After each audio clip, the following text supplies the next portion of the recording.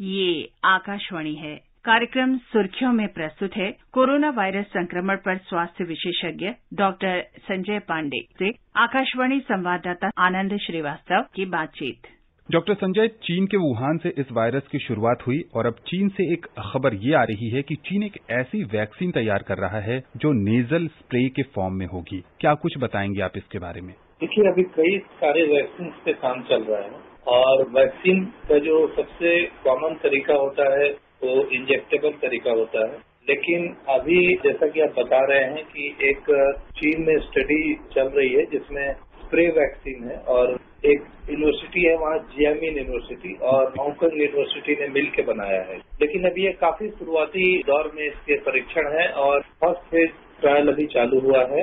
और जहाँ तक एफिकेसी की बात है, नेजल रूट कई तरह के इंजेक्टेबल्स के लिए यूज होते हैं। ये कोई नया रूट नहीं है। पहले भी जैसे हम अस्थमा के पेशेंट्स को नेजल स्प्रे देते हैं, अभी इंसुलिन नेजल रूट से देने की बात चल रही है। वैक्सीन भी नेजल रूट से दिया जा सकता है, लेकिन जब तक ये थर्ड फेज की स्टडी कंप्लीट नहीं हो जाती, इसके बारे में यह कहना कि कितनी उपयोगी है, कितना कारगर है, यह थोड़ा मुश्किल होगा। दो सर्वे की भी बात करेंगे। सबसे पहले आईसीएमआर के सर्वे की बात करते हैं डॉक्टर संजय। सीरो सर्वे जो मई के महीने में हुआ था, मई और जून के महीने में, उसके प्रारंभिक नतीजे तो पहले आ गए थे, लेकिन उसकी जो डिटेल्स है उसमें ये जानकारी मिली है कि सिर्फ 0.73% वयस्क ही संक्रमित थे। इसके मायने आईसीएमआर ने ये बताया है कि अधिकांश भारत की आबादी अब भी संक्रमण के लिए संवेदनशील है। इसके क्या मायने समझे जाएं कि भारत में कोरोना का पीक और ज्यादा बढ़ने वाला है आने वाले समय में? देखिए, जैसा कि आप आईसीएमआर के सर्वे की बात कर रहे हैं, यह सर्वे मई में हुआ, मई 11 से जून 4 तक। तो इस सर्वे में अगर आप देखें तो भारत में कोरोना का संक्रमण जो चालू हुआ वो थ्योरेटिकली जनवरी से चालू हुआ। केसेज जो बढ़ने लगे वो मार्च एंड से बढ़ने लगे और अप्रैल में जाते जाते केसेज ज्यादा तेजी से बढ़े। तो सर्वे की जो तारीख है 11 मई से 4 जून का, ऐसा मैं मानता हूं कि काफी शुरुआती तारीख है और कोरोना का संक्रमण उस समय बढ़ रहा था, मतलब अभी शुरुआती दौर में था। तो यह परिणाम मुझे अपेक्षित ही लग रहा है, क्योंकि हमने सैंपल कलेक्शन शुरुआती दौर में किए हैं और बहुत कम लोगों में इसकी एंटीबॉडीज मिली है। तो इसमें कोई आश्चर्य वाली बात नहीं है। अगर अब ये सर्वे हो, जब केसेज ज्यादा तेजी से बढ़ रहे हैं, 90,000 केसेज आ रहे हैं रोज, तो हो सकता है कि हमें ज्यादा बेहतर जानकारी मिले और आईसीएमआर इस दिशा में कार्य कर भी रहे हैं और मुझे उम्मीद है कि जल्दी ही उसके परिणाम भी सुनने को मिलेंगे। स्वास्थ्य मंत्रालय ने एक सर्वेक्षण किया है। ये सर्वेक्षण वैसे लोगों पर किया गया है जो कोरोना संक्रमण से ठीक हो गए हैं और इस सर्वे के नतीजे ये कहते हैं कि ठीक हुए मरीजों में कई समस्याएं देखी जा रही हैं, जैसे सांस लेने में तकलीफ होना, शरीर में दर्द होना, थकान महसूस होना, और इसके लिए कई अस्पतालों ने पोस्ट कोविड क्लिनिक शुरू की हैं। आपसे डॉक्टर संजय ये जानना चाहेंगे कि ये जो पोस्ट कोविड जो लक्षण दिख रहे हैं लोगों में, ये कितने समय तक रहते हैं और क्या ये आने वाले जीवन के लिए मुश्किल भी खड़ी कर सकते हैं? देखिए, पहले भी अगर आप देखें तो कई बार वायरल इलनेसेस के बाद पोस्ट वायरल सिंड्रोम्स होते हैं और पोस्ट वायरल सिंड्रोम का मतलब ये होता है कि जैसे आपको वायरल बुखार है, वायरल बुखार जब खत्म हो जाता है तो थोड़ी थकान, जोड़ों में दर्द, कई वायरसेस में देखने को मिलता है। डेंगू, चिकनगुनिया सब में देखने को मिलता है। लेकिन चूंकि कोरोना वायरस एक नया वायरस है, इसके बारे में हमें बहुत ज्यादा जानकारी नहीं है। तो यह सर्वे काफी इम्पोर्टेंट है और इससे हमें यह पता चलता है कि पोस्ट कोविड के समय में भी, जैसे कोविड का पेशेंट अगर इम्प्रूव कर जाता है, रिकवर कर जाता है, तो उसके बाद भी कुछ लक्षण मौजूद रह सकते हैं, जैसे रेस्पिरेटरी या कार्डियोवास्कुलर ले लें, न्यूरोलॉजिकल ले लें, या कई बार बच्चों में इम्यूनोलॉजिकल रिएक्शंस भी देखने को मिले हैं, या लंग में फाइब्रोसिस देखने को मिला है कि जैसे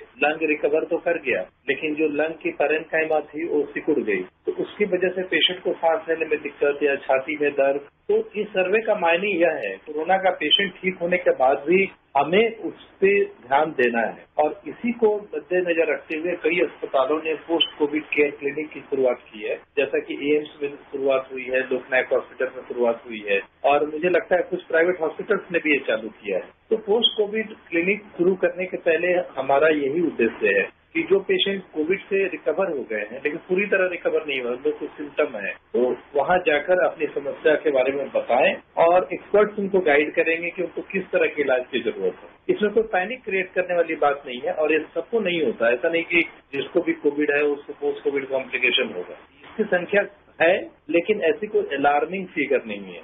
और हमें लगता है कि जैसे जैसे हमें इसके बारे में ज्यादा जानकारी मिलेगी, हम ज्यादा जागरूक होंगे और पोस्ट कोविड क्लिनिक इस दिशा में एक बहुत ही अच्छा प्रयास है। भारत में जो 3 वैक्सीन पर काम चल रहा है डॉक्टर संजय, वो किन चरण में हैं परीक्षण के स्तर पर? देखिए, जो वैक्सीन भारत में तैयार हो रहे हैं वो अलग अलग जगह पे अलग अलग चरण में उनका परीक्षण चल रहा है और मैक्सिमम जो परीक्षण है वो फेज 2 और फेज 3 में चल रहे हैं और इसके परिणाम आने में भी समय लगेगा, क्योंकि आपने पढ़ा होगा अखबारों में भी कि बाकी बाहर की कंट्री में भी कई वैक्सीन पे ट्रायल चल रहे हैं, जैसे एस्ट्राजेनिका की वैक्सीन है और यूएस में एक मॉडर्ना की वैक्सीन है और फाइजर भी एक वैक्सीन पे काम कर रहा है। तो कई वैक्सीन पे काम कर रहे हैं और मैक्सिमम जो वैक्सीन है उनके फेज 3 के ट्रायल अभी चल रहे हैं। फेज 3 के ट्रायल इसलिए जरूरी होते हैं कि वो लार्ज नंबर ऑफ पेशेंट्स पे किए जाते हैं। लार्ज नंबर ऑफ पेशेंट्स पे ट्रायल इसलिए जरूरी होता है कि हम ये जान सकें कि पेशेंट को या जो वॉलंटियर हैं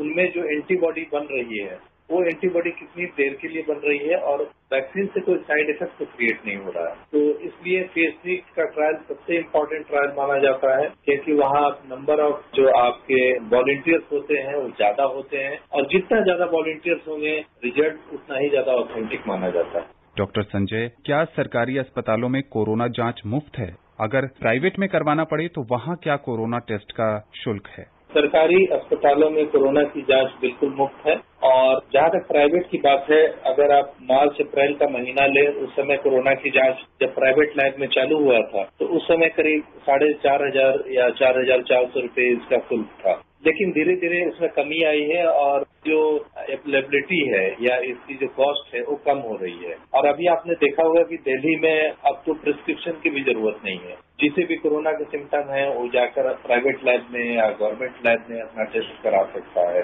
गवर्नमेंट ने जो लॉकडाउन का पीरियड था उसमें अपना इंफ्रास्ट्रक्चर को मजबूत करने के लिए यूज किया है और मैक्सिमम सरकारी अस्पतालों में इंफ्रास्ट्रक्चर अब काफी बेहतर हो गया है। डॉक्टर संजय, कोरोना टेस्ट की रिपोर्ट आने में कितना समय लगता है?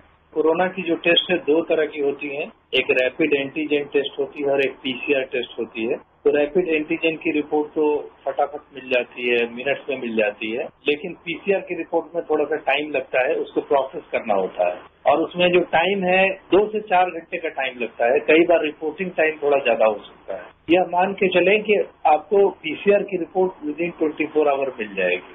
तो यह डिपेंड करता है कि आपकी किस तरह की टेस्ट हुई है, उसके ऊपर डिपेंड करता है कि कितना टाइम लगेगा रिपोर्ट आने में। जी, और इस दिशा में भी भारत ने काफी प्रगति की है। जब कोरोना संक्रमण शुरू हुआ था तो रिपोर्ट आने में बहुत समय लगता था, लेकिन अब उस समय को भी बहुत कम कर दिया गया है। डॉक्टर संजय, भारत में ठंड के मौसम की शुरुआत होने वाली है, उसमें कोरोना की दशा और दिशा क्या होगी? और लोगों के मन में एक और बात है डॉक्टर संजय कि इस समय जितने फ्रिक्वेंटली लोग हाथ धो रहे हैं, ठंड में थोड़ी उन्हें दिक्कत होने वाली है। मौसम का क्या प्रभाव है कोरोना के ऊपर, ये थोड़ा सा मुश्किल सवाल है, क्योंकि बहुत ज्यादा जानकारी नहीं है। हमें लगता था कि जब जून की गर्मी आएगी तो उस समय कोरोना के केसेस कम हो जाएंगे, लेकिन ऐसा नहीं हुआ और कोरोना के केसेस लगातार बढ़ते रहे। तो मौसम का क्या डायरेक्ट इफेक्ट है इस वायरस के ऊपर, इसके बारे में अभी भी बहुत कुछ क्लैरिटी नहीं है और अभी भी ठंड का मौसम आने में 2-3 महीने का समय बाकी है। तो एग्जैक्ट क्या इफेक्ट होता है, क्या वायरस म्यूटेट कर जाता है या वायरस की एफिकेसी कम हो जाती है या हमारे पास वैक्सीन आ जाएगा, बहुत सारे सवाल हैं और बहुत सारे कंडीशंस हैं, बहुत सारे प्रिजम्पशंस हैं जिससे हमें मालूम करना मुश्किल है कि ठंड के मौसम में क्या होगा। लेकिन साथ ही पैनिक क्रिएट करने की जरूरत नहीं है कि ठंड का मौसम आने वाला है, नहीं कोरोना का वायरस बढ़ जाएगा। तो इसमें पैनिक अगर आप क्रिएट करते हैं तो इससे कोई फायदा नहीं। जो प्रिकॉशन ले रहे हैं उस प्रिकॉशंस को लेते रहिए और उम्मीद करते हैं कि धीरे धीरे नंबर ऑफ केसेस कम होने चालू हो। बिल्कुल ठीक कह रहे हैं और हम सबको ये समझने की जरूरत है कि एक जिम्मेदार नागरिक की तरह हमें अपनी जिम्मेदारियां समझनी होगी। डॉक्टर संजय, आपका बहुत बहुत शुक्रिया। धन्यवाद। अभी आप सुन रहे थे कोरोना वायरस संक्रमण पर स्वास्थ्य विशेषज्ञ डॉक्टर संजय पांडे से आकाशवाणी संवाददाता आनंद श्रीवास्तव की बातचीत। ये कार्यक्रम आकाशवाणी के समाचार सेवा प्रभाग द्वारा प्रस्तुत किया गया। इसे आप हमारे mobile app news on AIR पर भी सुन सकते हैं। कार्यक्रम के संबंध में अपनी प्रतिक्रिया आप हमें ईमेल कर सकते हैं। पता है airnsdtalks@gmail.com। कार्यक्रम को दोबारा सुनने के लिए लॉग ऑन करें हमारी वेबसाइट newsonair.com।